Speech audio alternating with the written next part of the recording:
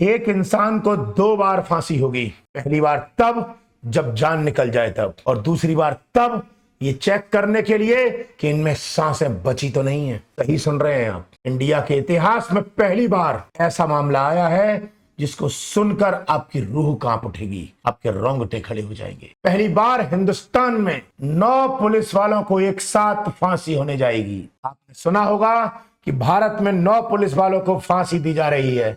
इस पूरी घटना में क्या क्या हुआ है, शुरुआत से लेके पल पल की खबर आपको बताने जा रहा हूं। तो शुरू करते हैं। तमिलनाडु राज्य के मदुरई जिले में एक अदालत के अंदर जज साहब होते हैं मुथु कुमारन। उनकी अदालत में सुनवाई चल रही थी और कटघरे के अंदर 9 पुलिस वाले खड़े थे। उन 9 पुलिस वालों में एक इंस्पेक्टर साहब थे, 2 सब इंस्पेक्टर थे, 2 हेड कांस्टेबल थे और 4 कांस्टेबल थे। 9 पुलिस वाले थे।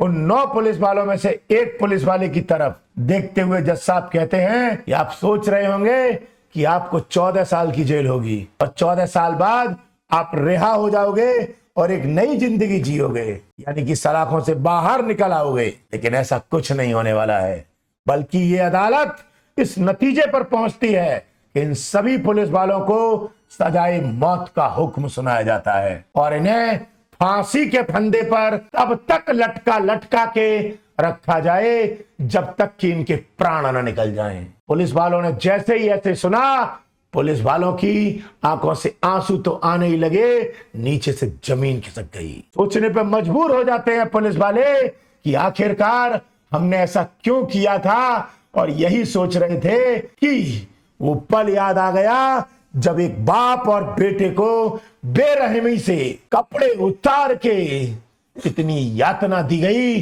कि आज जज साहब को ऐसा फांसी का फैसला सुनाना पड़ा। अब पुलिस वाले ये सोचते हैं कि हमने ऐसा क्यों कर दिया, और जज साहब ने कहा है कि एक बार फांसी फंदे पर लटकाने के बाद जब इनके प्राण निकल जाएं तो इन्हें फिर से फांसी के फंदे पर लटका के रखा जाए और ये इत्मीनान किया जाए कि ये पूरी तरह से मर चुके हैं। यानी कि इन्होंने एक नहीं 2 अपराध किए हैं, एक बाप की हत्या की है और एक बेटे की हत्या की है।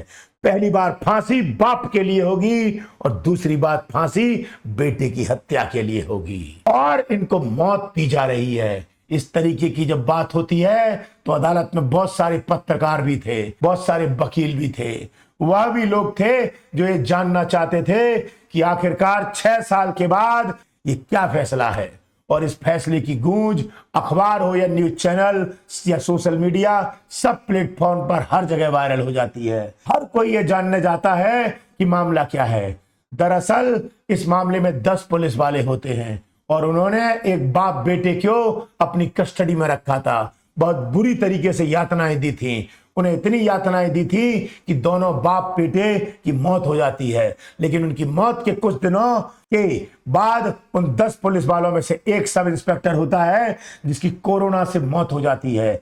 या लेकिन बचते हैं 9 पुलिस वाले जिनको सजाए मौत का हुक्म सुनाया जाता है। क्या है इसके पीछे की कहानी, इस कहानी से जानते हैं तब पूरा सच क्या है। लॉकडाउन का वो दौर चल रहा था जब यह आदेश दिया गया था भारत में कि लोग अपने घरों से बाहर ना निकलें, ज्यादा देर तक दुकानें ना खोली जाएं, जो जरूरत की चीजें हैं दुकानें उन्हीं के लिए खुलेंगी। ऐसे ही तमिलनाडु प्रदेश का एक जिला पड़ता है तूतीकोरन और जिले में एक थाना लगता है जिस थाने का नाम था सातानुकुलम। ये सातानुकुलम की बात है। उसी के इलाके में अंतर्गत एक जगह आती है, उसका नाम कामरा चौक है। कामरा चौक से कुछ पुलिस वालों का दल गश्ती करता हुआ निकल रहा था। जैसे निकल रहा था तो एक मोबाइल की दुकान खुली थी, उसका शटर थोड़ा सा ऊपर था। दुकान का मालिक था 59 साल का पी जयराम। उसके पास में एक कस्टमर खड़ा था और ग्राहक ये बात कर रहा था कि देखो पुलिस वाले जा रहे हैं, आप उस शटर को थोड़ा नीचे कर लो नहीं तो पुलिस वाले डांटेंगे। तभी उस व्यक्ति को गुस्सा आता है पी जयराम को। उसने कहा कि ये पुलिस वाले मेरे सामने बात नहीं करते हैं, इन पुलिस वाले चोर हैं, लुटेरे हैं, ऐसा कौन सा अपराध है जो ये पुलिस वाले नहीं करते। और जज्बात में आने के बाद, जोश में आने के बाद उस दुकानदार ने उस कस्टमर के सामने ऐसी बात बोल दी। वो नहीं जानता था कि ऐसी बात बोलना उसको भारी पड़ जाएगी। और ये सब बात पुलिस वालों के कान तक पहुंच गई। जिस रूप में बोली गई थी उससे भयानक रूप में पुलिस वालों तक पहुंचती है। जब वहां तक पहुंचती हैं तो जो थानेदार होता है उसको गुस्सा आ जाता है, यानी कि जो सातवानुकलम का थानेदार था श्रीधर को बहुत गुस्सा आता है, उसकी ईगो हर्ट हो जाती है। और उसकी ईगो इतनी हर्ट होती है कि 19 जून 2020 की शाम के लगभग 7:30 बजे का आसपास का समय था, एक बार फिर से जब वो गश्ती दल वहां से निकल रहा था तो वो मोबाइल के दुकान में एक दो पुलिस वाले जाते हैं और वहां से दुकान का मालिक था उसको उठा लाते हैं और पुलिस वाले उसे खींचते हुए दुकान के अंदर से सीधा लेके आते हैं। कहां लेके आते हैं? थाने के अंदर। और थाने के अंदर में पहले बिठाया जाता है, लेकिन इसी बीच दुकानदार यानी कि जो मालिक था जिसका नाम पी जयराम होता है और उसके बेटे का नाम होता है जे वैनिक्स, वो जब ये बात पता चलती है तो वो दौड़ता हुआ थाने पहुंचता है अपने पिताजी के लिए कि मेरे पिताजी ने ऐसा क्या अपराध कर दिया जो पुलिस वाले उसे थाने में बैठा के रखे हैं। पुलिस वालों से जब बेटा पूछता है तो पुलिस वाले कहते हैं कि हमने एक टाइम फिक्स किया हुआ है, दुकान इतनी देर खुली रहेगी, लेकिन उन्होंने ज्यादा देर तक दुकान खोल रखी है। इससे पहले हमने चेतावनी दी थी लेकिन ये मानता नहीं है, बदमाशी कर रहा था, बहुत ज्यादा बकवास कर रहा था। बस इतना था कि पुलिस वालों ने एकदम बेटे के सामने बाप को पीटना शुरू कर दिया और जैसे ही बाप को पीट रहे थे बेटे को भी गुस्सा आ जाता है और कहता है इतना बड़ा अपराध तो नहीं कर दिया कि तुम बेवजह इन्हें मार रहे हो, बेवजह इन्हें पीट रहे हो, है? देर तक दुकान खोल दी तो ये कोई बड़ा अपराध नहीं हो गया। तभी एक पुलिस वाले को गुस्सा आता है, अभी तक तो बाप को रखा हुआ था और फिर बेटे को भी खींचकर थाने के अंदर ले जाते हैं जहां पर हवालात होती है और हवालात के अंदर बाप को भी पीटा जाता है, बेटे को भी पीटा जाता है। इस थाने के अंदर लगभग 10 पुलिस वाले होते हैं। उन 10 पुलिस वालों में जो भी आ रहा था अपना हाथ साफ करता चला आ रहा था। अब ये बात जो है उनके परिवार वालों तक पहुंचती है, आसपास के लोगों तक पहुंचती है, उन्हें पता चलती है तो थाने में सब अंदर आने की कोशिश करते हैं। तो पुलिस वालों ने उन्हें बाहर ही रोक दिया और उन सबको बाहर बैठाया और कहा कि ऐसा कुछ नहीं हो रहा है, आप यहां से चले जाओ। और ऐसे कहने के बाद में सब परिवार वाले चले जाते हैं और पुलिस वाले उन्हें समझाकर बाहर कर देते हैं और कहते हैं कि हम इन्हें सुबह तक छोड़ देंगे। लेकिन वो इंतजार करते रहे, पूरी रात बीत जाती है इंतजार करते करते। इसकी किसी ने कल्पना नहीं की थी कि वो बाप बेटे को कितनी बेरहमी से पीट रहे थे। पीटते पीटते जब मन कर रहा था उनके शरीर के सारे कपड़े उतार दिए, केवल अंतर्वस्त्र यानी कि अंडरवियर बचा था और सारे कपड़े उतारकर निर्वस्त्र करके उनको मारा गया।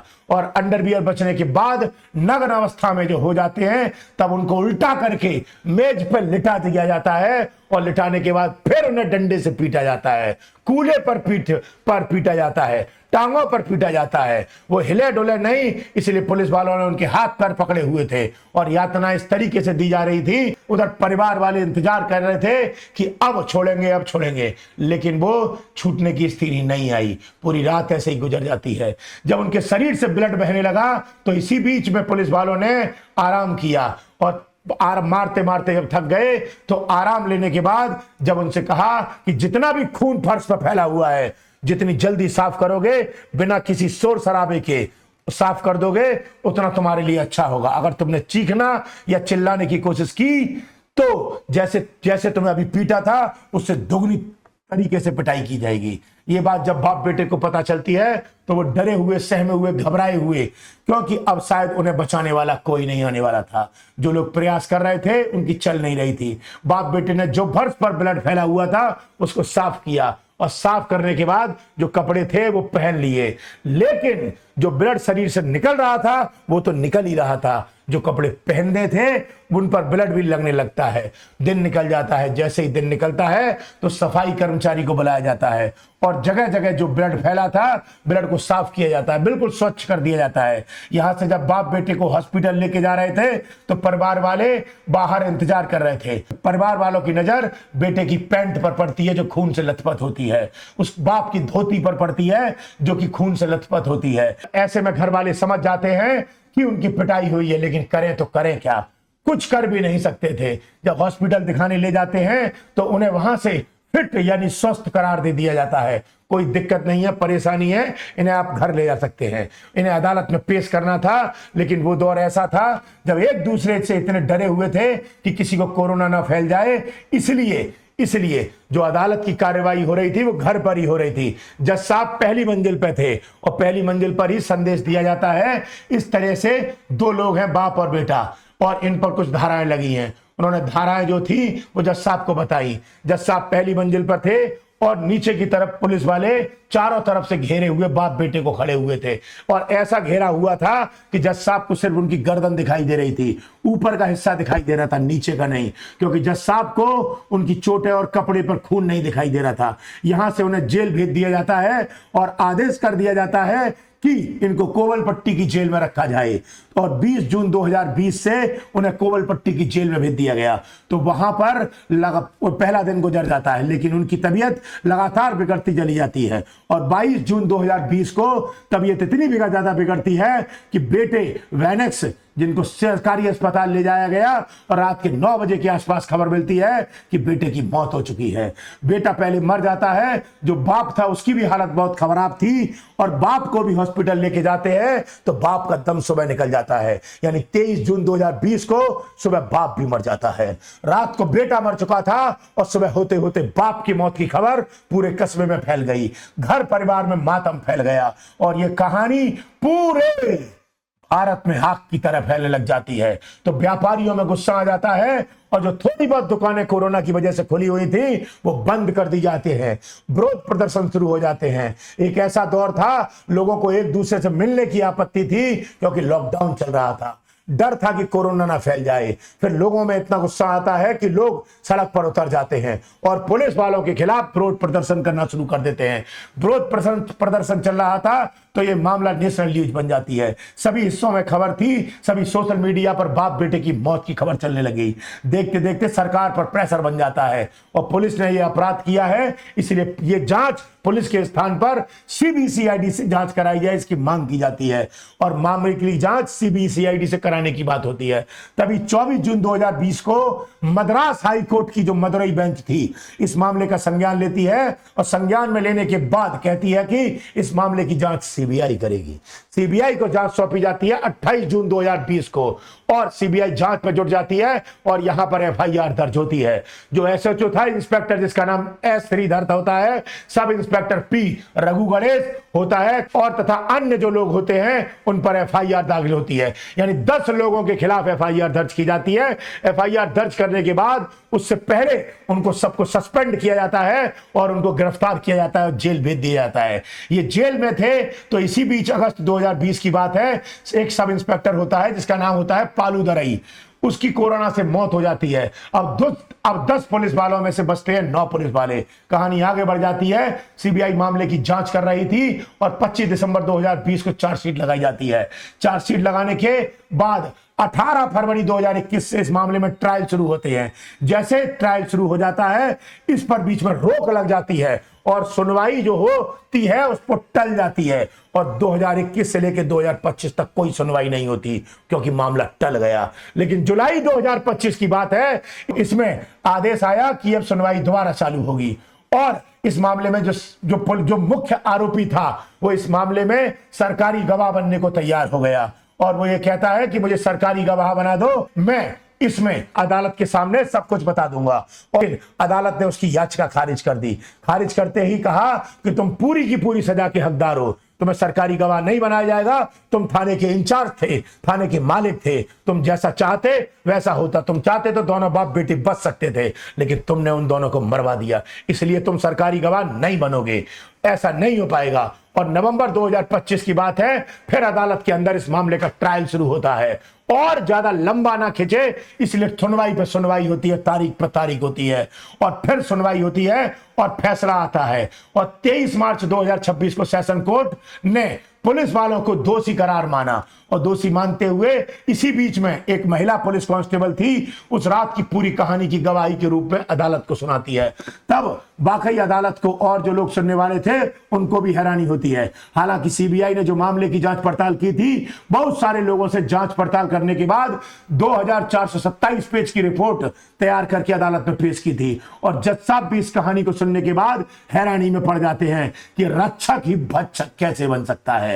तब 6 अप्रैल 2026 को जज मुथु कुमारन होते हैं, उन्होंने केंद्र सरकार और राज्य सरकार को एक चिट्ठी लिखी और केंद्र सरकार राज्य सरकार से पूछा, बताइए कि इस केस में क्या करना चाहिए, इनको सजा देनी चाहिए या नहीं देनी चाहिए। तो केंद्र सरकार और राज्य सरकार की तरफ से कहा जाता है कि इनको ज्यादा से ज्यादा कड़ी सजा दी जाए। इसलिए इस केस को रेयरेस्ट ऑफ रेयर केस में शामिल किया जाता है और जो 9 पुलिस वाले होते हैं उनको मौत का हुक्म सुनाया जाता है।